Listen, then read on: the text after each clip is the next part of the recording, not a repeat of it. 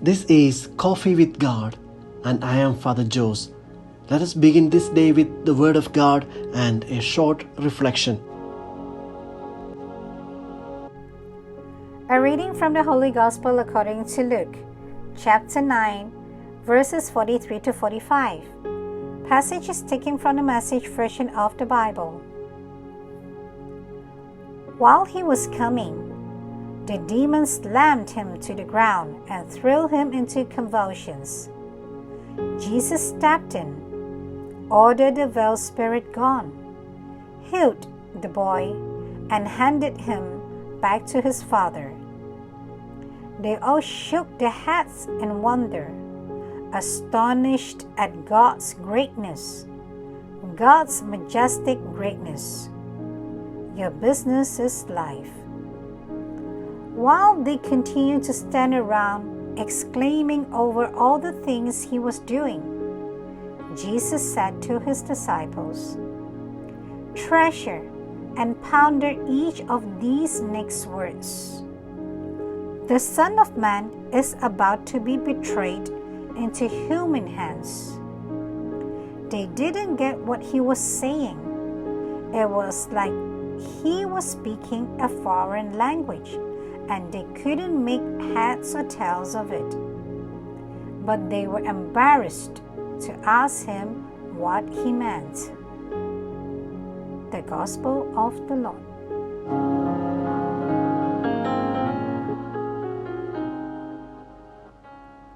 Reflections on the Holy Gospel according to St. Luke chapter 9 verses 43 to 45.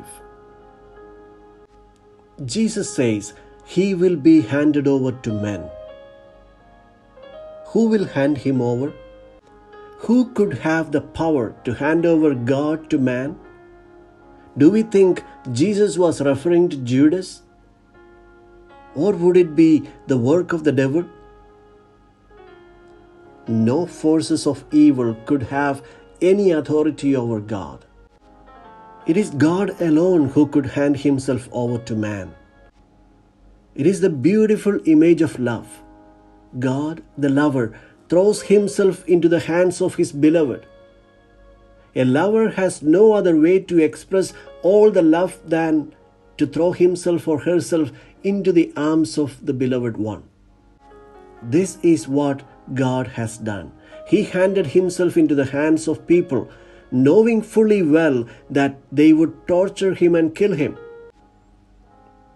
Do we not say that love is blind? When two teenagers fall in love, the parents or the family could have many opposing voices. No matter how bad the obstacles are, the lovers are determined to overcome all of them because their love for each other is blind. In the Gospel today, Jesus declares his love for humanity, the God who is madly in love with humanity. Luke would also immediately point out that the disciples did not understand what he was saying. Could you imagine the pain of love that is rejected?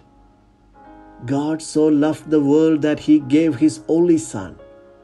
But the world did not recognize him.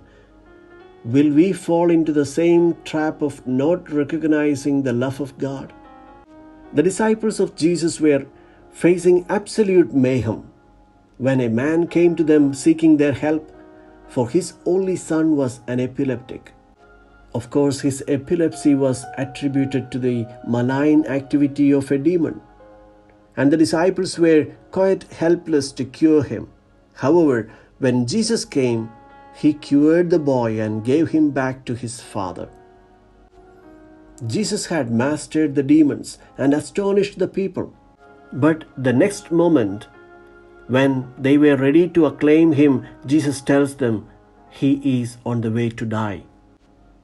It would have been so easy to take the way of popular success, but Jesus refuses to fall into that trap.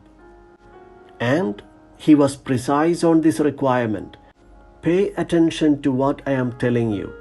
He wants us to dig deeper and think about who we are and what the gospel means to us.